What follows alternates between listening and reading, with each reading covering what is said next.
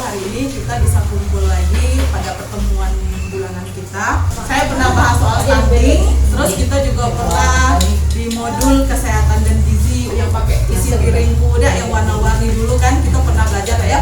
Jadi hari ini kita akan memperdalam lagi, memang fokusnya ke stunting, ya.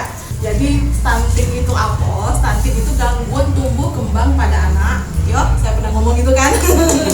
Tumbuh kembang pada anak yang berpengaruh kepada tinggi badan, berat badan juga. Tapi yang pertama memang ke tinggi badan.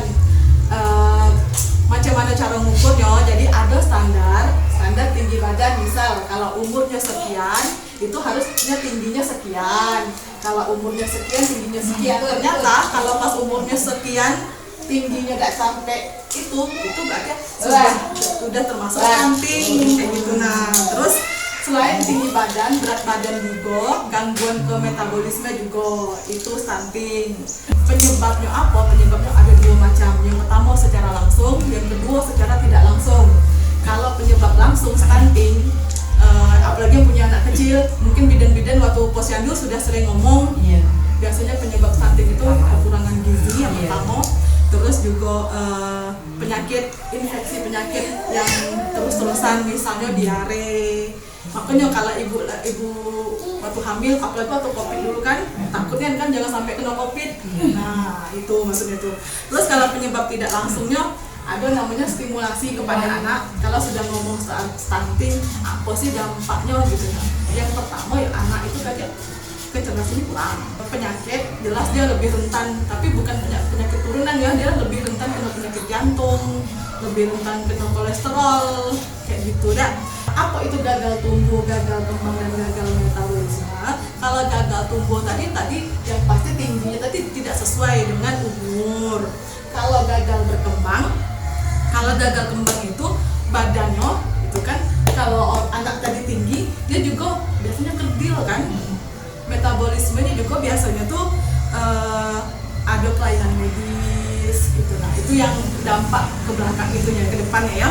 Cara pencegahan stuntingnya yang pertama, makan, kebiasaan cuci tangan, jambannya sehat. Jadi stunting itu dia bukan penyakit, dia bisa dicegah. Tapi kalau sudah kena stunting dan tidak tanggapi, ini dia akan menempel selamanya. Terus jadi kayak gitu ya. Jadi kalau misalnya dia sudah stunting, itu akan terbawa sampai besar gitu. Apalagi kalau sudah termasuk di parah. Terus juga, Bu, apa bedanya stunting dengan anak yang pendek?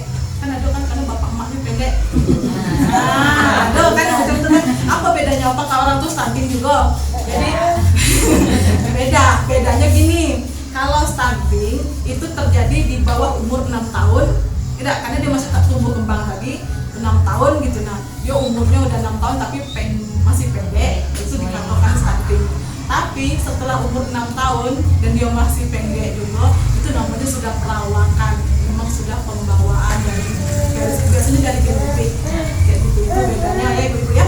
Saya harap ibu-ibu paham gitu kan, maksudnya juga diaplikasikan di rumah, dikasih tahu juga ke tetangga gitu kan. Dengan kita sama-sama memahami stunting, apa cara mencegahnya, bagaimana doa bersama gitu kan, semoga kasus stunting di kecil tuh bisa turun. Jadi, kalau bisa sampai dekati lagi kasus stunting.